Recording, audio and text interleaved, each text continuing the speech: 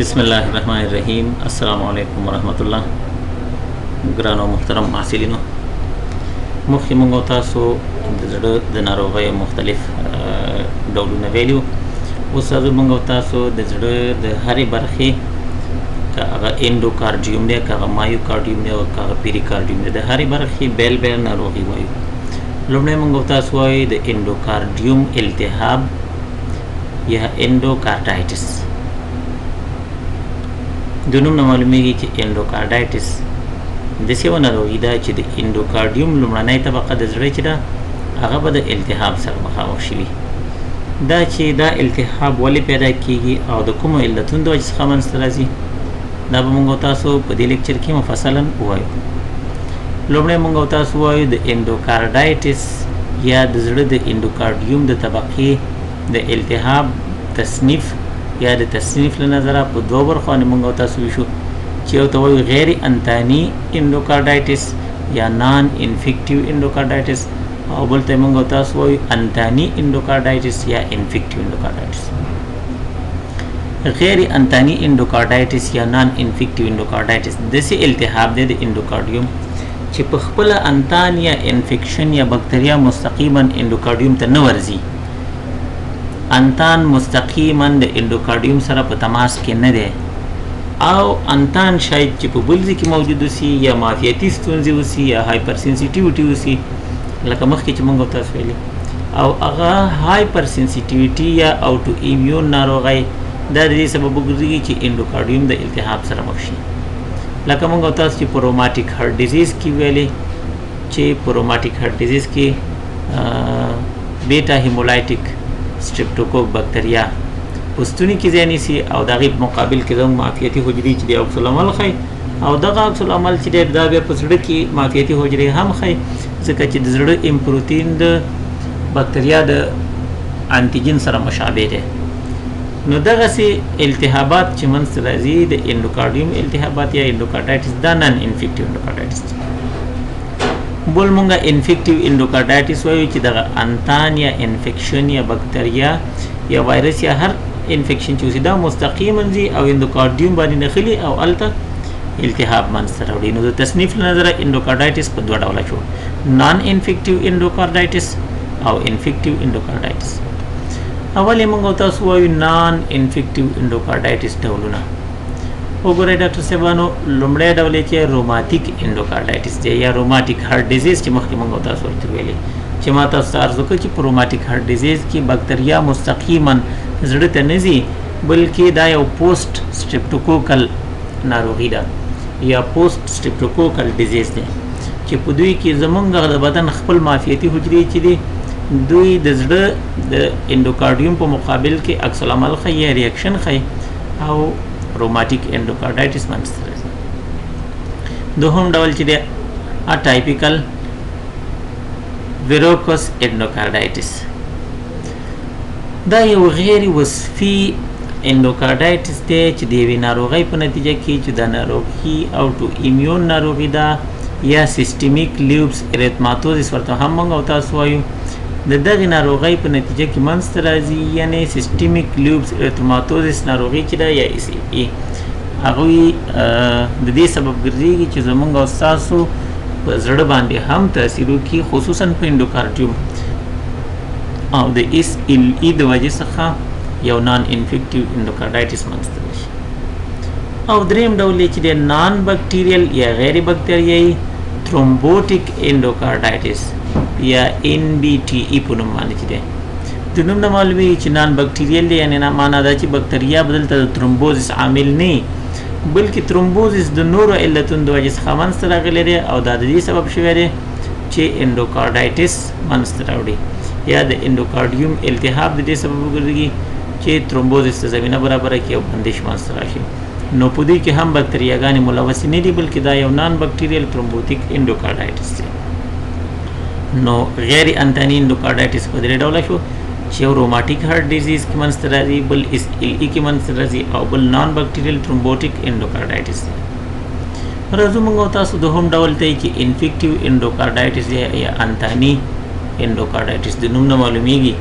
چې په دوی کې به انتانات راځي او مستقیما به په اندوکارډیوم باندې ورنښلي او اندوکارډیوم کې به التهاب منځته راوړي. دا موږ په دوه ډوله باندې ویشو چې یو دا چې بکتریاګانې راځي او د اندوکارډیوم سره نښلي او اندوکارډیوم کې التهاب منځته راوړي چې هغې ته بکټیریل اندوکارډایټس وایي. او دوهم چې دی غیر د بکتریاګانو نه غیر نور انتانات دي، ادر انفیکټیوز دي، لکه توبرکولوز، لکه سپلس، لکه فنګسونه، لکه وایرس او لکه ریکیټسیا پرازیتونه. په دې ټولو اپتونو کې دوی مستقیما دغه ټول انتانات په اندوکارډیوم باندې نښلي او د اندوکارډیوم التهاب منځته راوړي. په دې عکس کې تاسو ته والف ښکاره کېږي یا د اندوکارډیوم داخلي برخه ښکاره کېږي، کورډا ټنډیناګانې هم تاسو ته ښکاره کېږي، د والف داخلي به طبقه یا رنګ شکل چې دی هغه هم تاسو ته ښکاره کېږي. او تاسو ته دا زیډ چې ښکاره کېږي دا اصل کې ویجیټیشن دي یا ویروسز ورته موږ او تاسو وایو یا ورته موږ او تاسو زخي وایو. دا زخي چې دا په اصل کې یو روماتیک هارت ډیزیز ناروغ دی چې دې ته موږ او تاسو نان انفیکټیو اندوکارډایټس وایو، یعنی ناروغ په روماتیک هارت ډیزیز باندې اخته شوی دی او د التهاب د وجې څخه چې نان انفیکټیو اندوکارډایټس دی. تاسو وګورئ چې د والف په شاوخوا کې دغه زیړ ګرد چې تاسو ته ښکاره کېږي دا په اصل کې د زخو په شاندې ساختمانونه چې د التهاب په نتیجه کې منځته راځي. او تاسو وګورئ چې دا زخې پاکې سوتره دي، د دې شاوخوا ته تاسو پس سیل نه ګورئ، نو معنا ده چې دا نان انفیکټیو اندوکارډایټس دی چې په روماتیک هارت ډیزیز کې د والف په شاوخوا کې د زخو په شکل باندې د التهاب عکس العمل ښکاره کېږي. دلته هم تاسو ته سیسټمیک لیوس اریتروماتوزیس یو اوټو ایمیون ناروغي ده چې ناروغ پرې مبتلا دی. او تاسو وګورئ چې د والف په مختلفو برخو کې په غټ شکل باندې تاسو ته دلته زخې ښکاره کېږي. دې کې هم تاسو یو غټه زخه ښکاره کېږي چې دا هم نان پیورلنټ ده، پس سیل ورسره نشته دی، صفا سوتره ده، خو لیکن د التهاب په نتیجه کې دلته زخې منځته راغلي دي او ساحه یې بدرنګه کړې ده. دلته هم نان بکټیریل ترومبوټیک اندوکارډایټس دي. وګورئ چې دا د بکتریاو د وجې څخه نه بلکې د مختلفو التهاباتو د وجې څخه دي او داسې تاسو ته ښکاره کېږي چې په غټ سایز باندې زخې د والوونو په شاوخوا کې شتون لري. دلته هم تاسو ته انفیکټیو اندوکارډایټس ښکاره کېږي، یعنی انتاني اندوکارډایټس. تاسو وګورئ چې انفیکټیو اندوکارډایټس کې زخې ټولې په خپل منځ کې یو د بل سره نښتي دي او دوی پاکې سوتره نه دي بلکې د دوی په شاوخوا کې پسل یا پورلنټ مواد یا چرک موجود دی او دا چرک چې د زخې ټولې په یو ځای کې یو بل سره نښلولي او دا پسل د دې سبب ګرځېدلی چې دغه د کورډا ټنډینا بعضې برخې د والوونو بعضې برخې چې دي چې والو یې نښلولې هغه سره شکېدلي دي. په دې ځای کې تاسو ته ښکاره کېږي چې دا یې شکولي دي او بالاخره دا یو انتاني اندوکارډایټس دی چې والو یې مبتلا کړی دی. انفیکټیو اندوکارډایټس کې چې ډېر مهم دی بکټیریل اندوکارډایټس دی چې موږ تاسو پرې خبرې کوو. بکټیریل اندوکارډایټس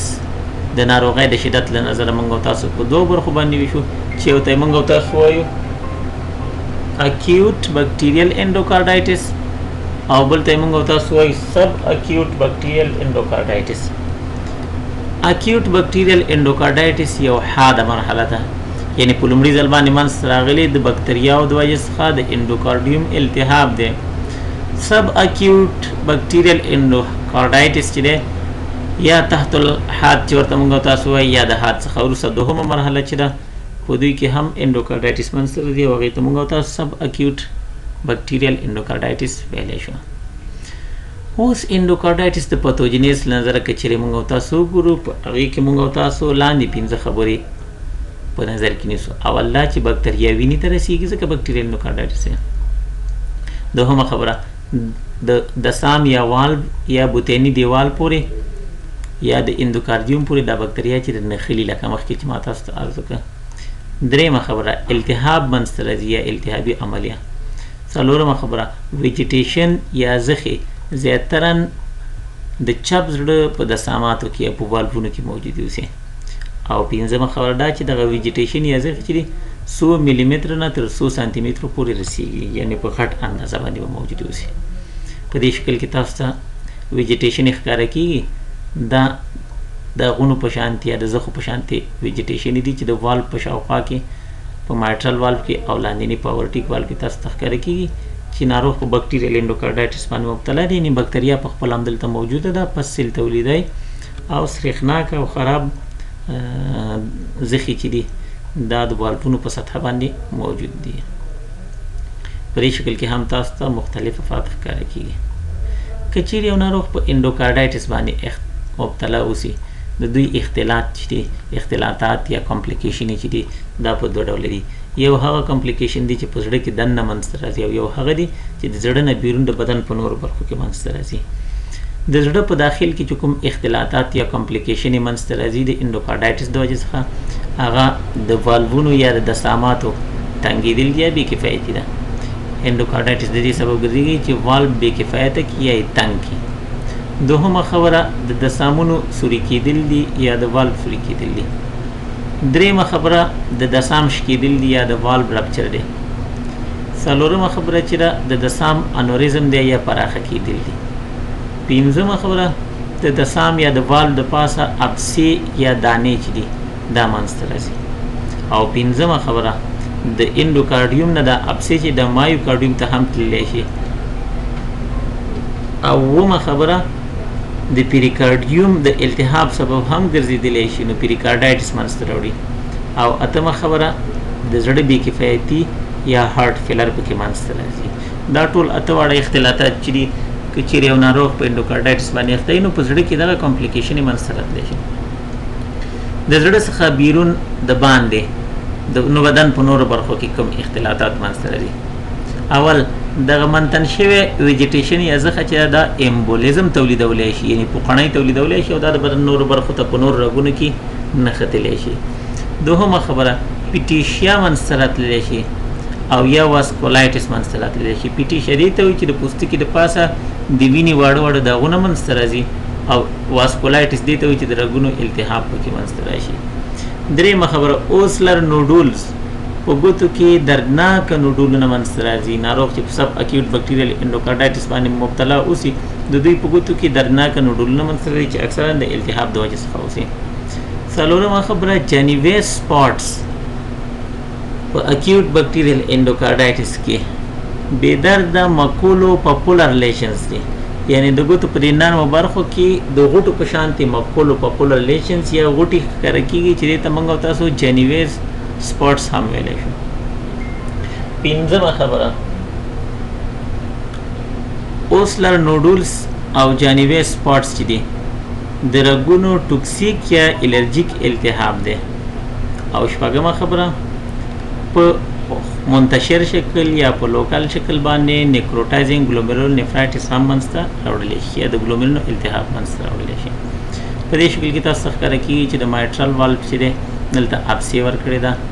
د والف د رنګ په شاوخوا کې انوریزم هم ورکړی دی، او مایوکارډیوم ته یې هم ابسې خپره شوې ده، او سپوریټیو پیریکارډایټس هم پکې منځته راغلی دی. په دې شکل کې تاسو ته ښکاره کېږي چې بکټیریل انډوکارډایټس په برین باندې هم تاثیر کولی شي، برین ته انتقالېدلی شي، پیټیشیا منځته راوړلی شي. دلته تاسو ته د وینې داغونه ښکاره کېږي. همدارنګه لنګز یا سږو باندې تاثیر کولی شي، سپلین یا توري باندې تاثیر کولی شي، کډنی باندې تاثیر کولی شي، او په پښتورګو باندې فوکل نیکروټایزینګ ګلومرول نفرایټس منځته راشي، او په ګوتو کې اوسلر نوډز او جانیویس سپاټس دا هم موږ تاسو لیدلی شو.